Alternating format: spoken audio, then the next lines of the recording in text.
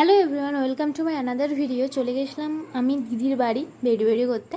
তাই বেরিয়ে পড়লাম আমি, দিদি আর জামাইবাবু তিনজনে একটু ঘুরতে যাওয়ার পর হঠাৎ দেখি একটা গাছ, ওই পঞ্চায়েতের ভিতরে গাছের কথা মনে আছে না, ভুলে গেছে সবাই? সেমনি গাছটা, মাঝখানটা পুরো ফাঁকা।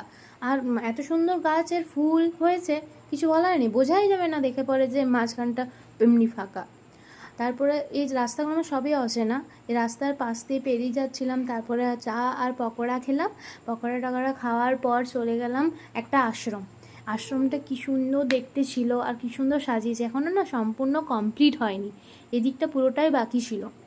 তারপর আমরা তিনজনে গোপাল দর্শন করার পর, প্রণাম টনাম করার পর এত সুন্দর দেখতে লাগছিলো, মনে হচ্ছে ওখানেই বসে থাকি। খুব সুন্দর দেখতে লাগছিলো। মানে সব দর্শন টর্শন করার পর চলে গেলাম একটু মোমো খেতে। বাজারে মোমো খাওয়ার পর আমরা চলে এলাম ঘর। Thank you for watching.